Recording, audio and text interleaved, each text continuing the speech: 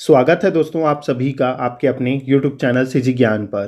दोस्तों आज के इस वीडियो में हम Pandit Sundarlal Sharma pre BEd pre DEd के लिए इम्पॉर्टेंट विज्ञान के प्रश्न देखेंगे।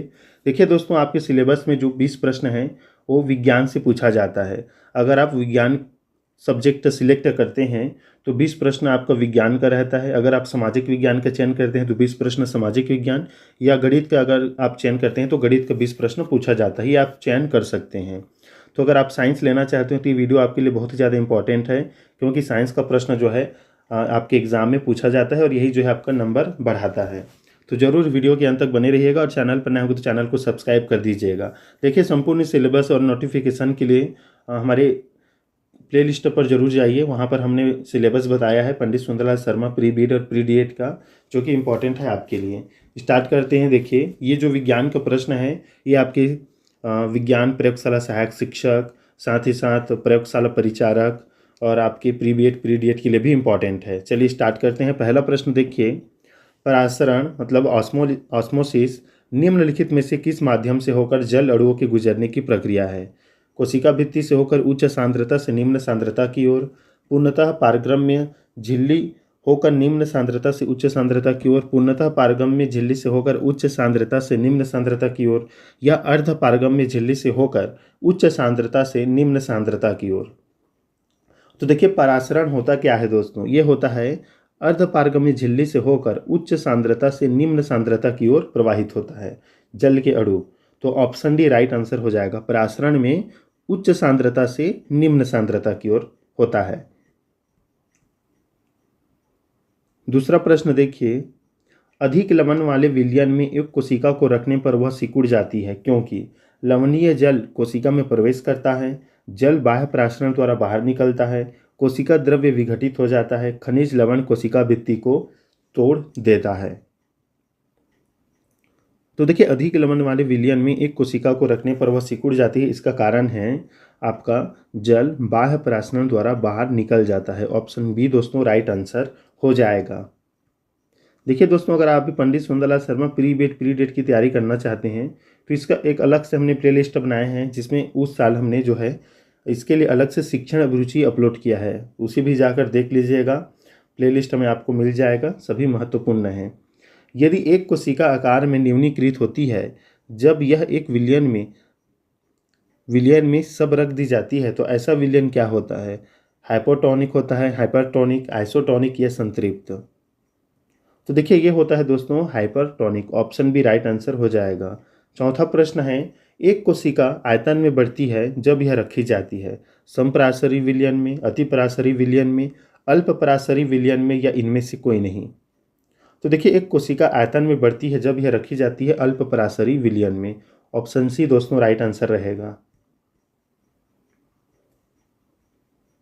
पांचवा प्रश्न देखिए, बीज फूलते हैं जब जल में रखे जाते हैं परासरण के कारण, अंतः शोषण के कारण, जलीय अपघटन के कारण, जीव द्रव्य कुंचन के कारण। तो देखिए बीज फूल जाते हैं जब उसे जल में रखा जाता है तो इसका कारण है अंतः शोषण के कारण। जल जो है प्रवेश करता है बीज में, इसी कारण बीज जो है फूल जाता है। छठवां प्रश्न है, लकड़ी के बने दरवाजों का वर्षा ऋतु में फूलना होता है अंतः परासरण के कारण, अंतः शोषण के कारण, केशिकत्व के कारण, या विजीव द्रव्य कुंचन के कारण? तो देखिए इसका राइट आंसर हो जाएगा दोस्तों अंतः शोषण के कारण। ऑप्शन बी इसमें भी राइट आंसर रहेगा। सातवां प्रश्न देखिए, उर्वरकों का अतिरिक्त मात्रा में प्रयोग पौधों की मृत्यु का कारण बनता है अंतः परासरण के कारण, बाह्य परासरण के कारण, अंतः शोषण के कारण, या स्फीति के कारण? राइट आंसर हो जाएगा दोस्तों, उर्वरकों का अतिरिक्त मात्रा में प्रयोग पौधों की मृत्यु का कारण बनता है बाह्य परासरण के कारण। ऑप्शन बी राइट आंसर रहेगा। आठवां प्रश्न है, पौधों में जल का परिवहन किसके द्वारा होता है? बताइए राइट आंसर क्या रहेगा? कैम्बियम, फ्लोएम, जाइलम, या बाह्य त्वचा? तो देखिए पौधों में जल का परिवहन दोस्तों ये होता है आपके जाइलम द्वारा। ऑप्शन सी राइट आंसर रहेगा। मोस्ट इंपॉर्टेंट प्रश्न है, जरूर याद रखिएगा। नौवां प्रश्न देखिए, भूमि में पौधों की जड़ों के लिए उपलब्ध जल होता है केशिका जल, आर्द्रताग्राही जल, गुरुत्वीय जल, या इनमें से कोई नहीं?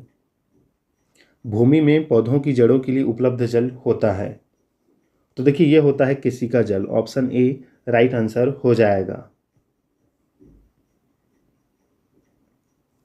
10वां प्रश्न जो कि मोस्ट इम्पॉर्टेंट है, पौधों की वृद्धि के लिए कितने आवश्यक तत्वों की जरूरत होती है? 6, 10, 16 या 21? इम्पॉर्टेंट प्रश्न है दोस्तों ये। तो देखिए इसका राइट आंसर हो जाएगा ऑप्शन सी 16। 16 आवश्यक तत्वों की जरूरत होती है पौधों में वृद्धि के लिए। 11वां प्रश्न है, पौधों के द्वारा ली जाने वाली नत्रजन का रूप है क्लोराइड, ऑक्साइड, नाइट्रेट या नाइट्रिक अम्ल? तो देखिए नत्रजन का रूप है दोस्तों नाइट्रेट के रूप में। ऑप्शन सी राइट आंसर हो जाएगा। 12वां प्रश्न देखिए, निम्नलिखित में से कौन से नाइट्रोजन यौगिकीकरण पादप हैं? तो देखिए इस प्रश्न का राइट आंसर हो जाएगा ऑप्शन ए। एक है अल्फाल्फा, ये हो जाएगा। तीसरा हो जाएगा चना और चौथा हो जाएगा तिपतिया घास। ये जो है नाइट्रोजन यौगिकीकरण पादप हैं, अल्फाल्फा, चना और तिपतिया घास। तो 1, 3, 4 मतलब ऑप्शन ए राइट आंसर रहेगा। ये जो प्रश्न है दोस्तों आपके आगामी एग्जाम के लिए भी इम्पोर्टेंट रहेगा। अगर आप भी रेलवे जैसे एग्ज़ाम की, एसएससी जैसे एग्ज़ाम की तैयारी कर रहे हैं तो उसमें भी पूछा जाता है। पानी मिट्टी से जड़ों में जिस भौतिक प्रक्रिया द्वारा गुजरता है उसे क्या कहा जाता है? विसरण, वाष्पोत्सर्जन, अवशोषण या परासरण? तो देखिए पानी जो है मिट्टी से जड़ों में जिस भौतिक प्रक्रिया द्वारा गुजरता है उसे परासरण कहते हैं दोस्तों। ऑप्शन डी राइट आंसर रहेगा। 14 नंबर प्रश्न, पौधों में वाष्पोत्सर्जन किसकी प्रक्रिया है? प्रकाश श्वसन, जल हानि, खाद्य उत्पादन या श्वसन? तो देखिए जल हानि की प्रक्रिया है। ऑप्शन बी राइट आंसर रहेगा इसमें। 15 नंबर प्रश्न, पौधे किस प्रक्रिया के द्वारा हवा में पानी छोड़ते हैं? वाष्पोत्सर्जन, प्रकाश संश्लेषण, दीप्तिकालिता या अनुवर्तन? तो देखिए इसका राइट आंसर हो जाएगा दोस्तों ऑप्शन ए वाष्पोत्सर्जन।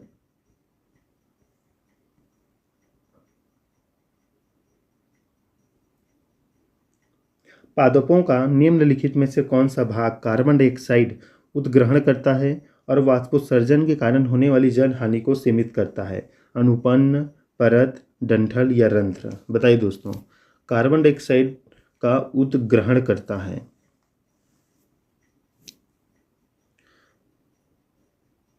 तो देखिए ये काम है दोस्तों रंध्र का। ऑप्शन डी राइट आंसर हो जाएगा। ऑप्शन डी सही उत्तर रहेगा इसमें। 17 नंबर प्रश्न है, वाष्पोत्सर्जन मापी यंत्र है हाइग्रोमीटर, क्रेस्कोमीटर, क्लाइनोमीटर या फोटोमीटर? मोस्ट इंपॉर्टेंट प्रश्न दोस्तों, वाष्पोत्सर्जन मापी यंत्र कौन सा है? तो याद रखिएगा ये है दोस्तों आपका ऑप्शन डी फोटोमीटर।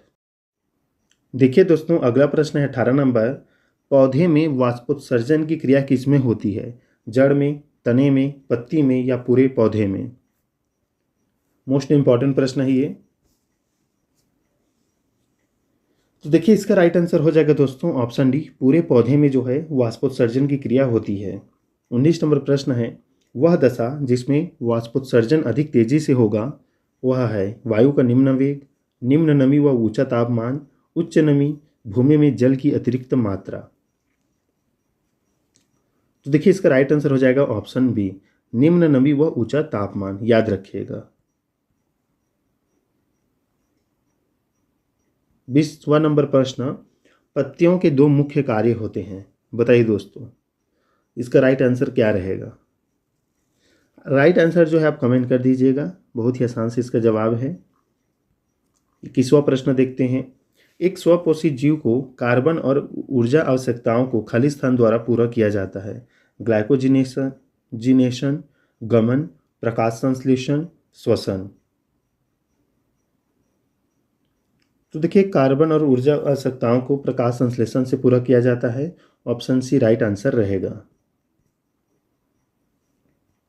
22 नंबर प्रश्न, पौधे व पेड़ का खाना तैयार करने की प्रक्रिया कहलाती है? कार्बोहाइड्रोलिसिस, मेटाबॉलिक सिंथेसिस, फोटोसिंथेसाइजेशन, फोटोसिंथेसिस? इसका राइट आंसर हो जाएगा दोस्तों ऑप्शन डी, फोटोसिंथेसिस। सर्वाधिक प्रकाश संश्लेषण क्रियाकलाप कहाँ चलता है? तो राइट आंसर हो जाएगा नीले व लाल क्षेत्र में, प्रकाश के नीले और लाल क्षेत्र में होता है। याद रखिएगा इंपॉर्टेंट है ये। 23 नंबर का ऑप्शन ए राइट आंसर हो जाएगा।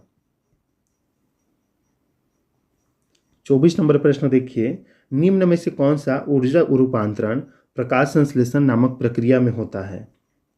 तो ऑप्शन बी, प्रकाश ऊर्जा में से रासायनिक ऊर्जा, प्रकाश ऊर्जा से रासायनिक ऊर्जा। किस क्रिया के फलस्वरूप पौधों में ऑक्सीजन का निकास एवं कार्बन डाइऑक्साइड का अवशोषण होता है?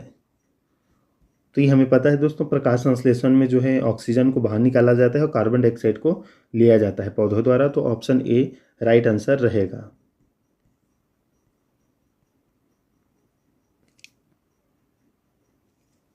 छब्बीस नंबर प्रश्न देखिए, प्रकाश संश्लेषण के लिए इसकी जरूरत होती है जल, पर्णहरित, धूप या इनमें से सभी?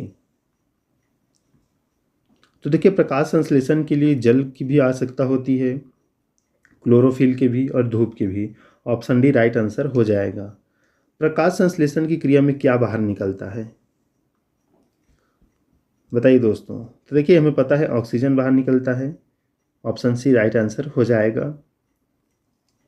28 नंबर प्रश्न, निम्नलिखित में से कौन सा कथन असत्य है? तो देखिए, असत्य है प्रकाश संश्लेषण में ऑक्सीजन का उपयोग होता है, उपयोग नहीं होता है बल्कि ये बाहर निकलता है। ऑप्शन सी राइट आंसर हो जाएगा। ये असत्य कथन है। बाकी देखिए, प्रकाश लगता है सूर्य का, कार्बन डाइऑक्साइड का उपयोग होता है और ऑक्सीजन बाहर निकलता है, ये सही है। ऑक्सीजन का उपयोग नहीं होता है दोस्तों।